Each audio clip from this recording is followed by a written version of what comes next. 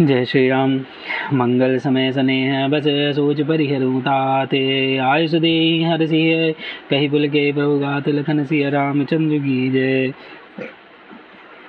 हे पिताजी, इस मंगल के समय स्नेहवश होकर सोच करना छोड़ दीजिए और हृदय में प्रसन्न होकर मुझे आज्ञा दीजिए। यह कहते हुए प्रभु श्री रामचंद्र जी सर्वांग पुलकित हो गए। धन्य जन्म जगती तलतासु, बीतहि प्रमोद चरित सुनि जासु, चादि पदारथ कर तलता के, प्रिय पितु मातु प्राण समझा के। उन्होंने फिर कहा, इस पृथ्वी तल पर उसका जन्म धन्य है जिसके चरित्र सुनकर पिता को परम आनंद हो, जिसको माता पिता प्राणों के समान प्रिय हैं। चारों पदार्थ अर्थ धर्म काम मोक्ष उसके करतल मुट्ठी में रहते हैं। आय सुपाली जन्म फल पाई, एवं बेगही हो रजाई, विदा मातु सन आवऊँ मांगी, चलऊँ बनहि बन बहुरी पगलागी। आपकी आज्ञा पालन करके और जन्म का फल पाकर मैं जल्दी ही लौट आऊँगा। आप कृपा करके आज्ञा दीजिए, माता से विदा मांगाता हूँ, फिर आपके पैर लगकर प्रणाम करके वन को चलूँगा। अस कही राम गवन तब कीना, भूप शोक बस उतरु न दीना, नगर व्यापी गई बात सुतीछी, छुअत चाड़ी जनु सब तन बीछी। ऐसा कहकर तब श्री रामचंद्र जी वहाँ से चल दिए। राजा ने शोकवश कोई उत्तर नहीं दिया। वह बहुत ही तीखी अप्रिय बात नगर भर में इतनी जल्दी फैल गई मानो डंक मारते ही बिच्छू का विष सारे शरीर में चढ़ गया हो। सुने भय विकल सकल नर नारी, बेली विपट जमि देखी दवारी, जो जहाँ सुनई धुनई सिर सोई, बड़े विषाद नहीं धीरज होई। इस बात को सुनकर सब स्त्री पुरुष ऐसे व्याकुल हो गए जैसे दावा नलवन में आग लगी हो। देखकर बेल और वृक्ष मुरझा जाते हों। जो जहाँ सुनता है वो वहीं से धुनने पीटने लगता है। बड़ा विषाद है, किसी को धीरज नहीं बंधता। मुख सुखाई लोचन सवही, शोक न हृदय समाई, मनहु करुण रस कट गई, उदरी अवध बजाई, लखन सिया रामचंद्र की जय। सबके मुख सूख जाते हैं, आंखों से आंसू बहते हैं, शोक हृदय में समाता नहीं, मानो करुणा रस की सेना अवध पर डंका बजाकर उतर गई हो। मिलहि माज विधि बात बिगारी, जहाँ तहाँ देहि के गारी, यही पापनी बूझहि का परऊँ, छाई भवन पर पावक धरऊँ। सब मेल मिल गए थे, सब संयोग ठीक हो गए थे, इतने में ही विधाता ने बात बिगाड़ दी। जहाँ तहाँ लोग कैकेयी को गाली दे रहे हैं। इस पापिनी ने क्या सोच पड़ा जो इसने छाए घर पर आग लगा दी। निज घर नयन काढ़ी चह दी की, डारी सुधा विसुचात चीकी, कुटिल कठोर कुबुद्धि अभागी, भई रघुवंश वेणु बन आगी। यह अपने हाथ से अपनी आँखों को निकालकर आँखों के बिना ही देखना चाहती है और अमृत फेंक कर विष चाखना चाहती है। यह कुटिल कठोर दुर्बुद्धि और अभाग्नि कैकेयी रघुवंश रूपी बांस के वन के लिए अग्नि हो गई। कालव बैठी पेड़े ही काटा, सुगम सो ठाडु तरी ठाटा, सदा रामु ही प्राण समाना, कारण कवन कुटिल पन उठाना।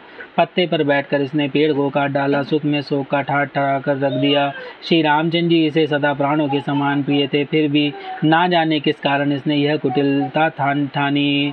सत्य कहीं कभी नारी सुभाऊ, सब विधि आगहूँ आग दुराऊ, निज प्रतिबिंब बरकु गही जाई, जानी न जाई नारी गति भाई।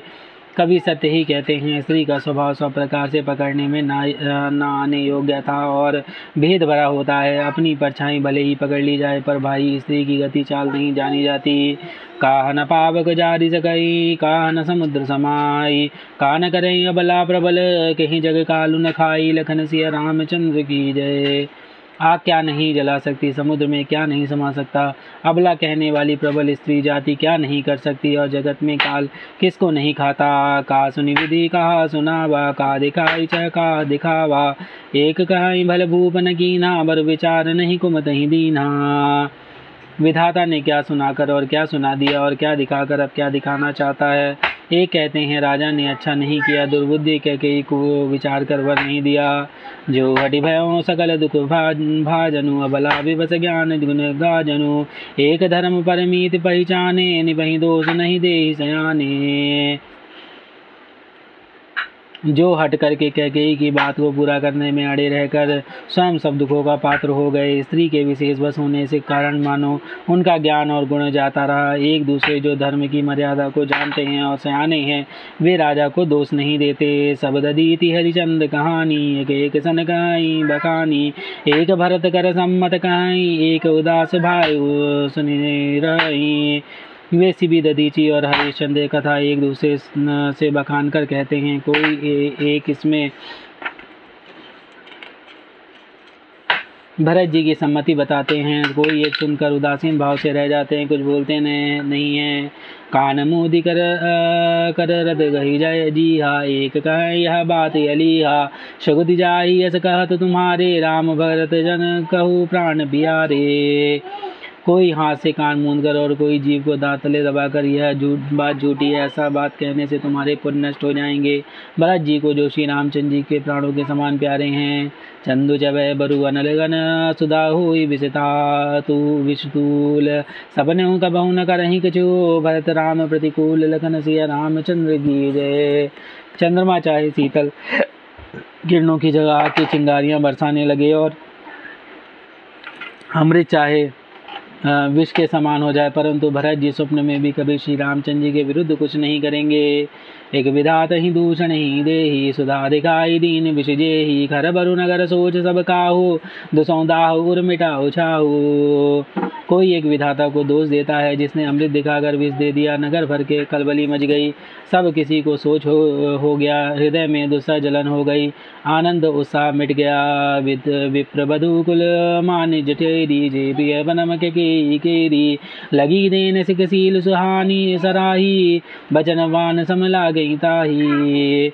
ब्राह्मणों की स्त्रियां कुल की माननी बड़ी बूढ़ी और जो कह गई कि वो परम प्रिय थी, वे उसके सील की सराहना करके उसे सीख देने लगी, पर उसको उनके वचन बाणों के समान लगते हैं। भरतन मोहि प्रिय राम समाना, सदा कहूँ या सब जग जाना, करहूँ राम पर सहज स्नेहू, कई अपराध आज बन देहू। वे कहती हैं, तुम तो सदा कहा करती थी कि श्री रामचंद्र जी के समान मुझे भरत भी प्यारे नहीं हैं। इस बात को सारा जगत जानता है। श्री रामचंद्र जी पर तो तुम्हारा स्वाभाविक ही स्नेह रहता था, आज किसका अपराध से उन्हें वन देती हो। कबहु न कहूँ सबती आरेसु, प्रीति प्रतीति जान सब देसु, कौशल्या अब काह बिगारा, तुम जही लागी वज्रपुर पारा। तुमने कभी सौतिया डा नहीं किया, सारा देश तुम्हारे प्रेम और विश्वास को जानता है। अब कौशल्या ने तुम्हारा कौन सा बिगाड़ कर दिया, जिसके कारण तुमने सारे नगर पर वज्र गिरा दिया। सिय किए पिय सगु पर रही, लखन गिरहि राम, राज के भूजब भरतपुर, निपिक जय बिनु राम, लखन सिया रामचंद्र की जय। पवन सुत हनुमान की जय, उमापति महादेव कौशल किशोर की जय, बाबा विश्वनाथ की जय, माँ अन्नपूर्णा की जय, श्री काकुचंडी महाराज की जय। हरे हरे महादेव।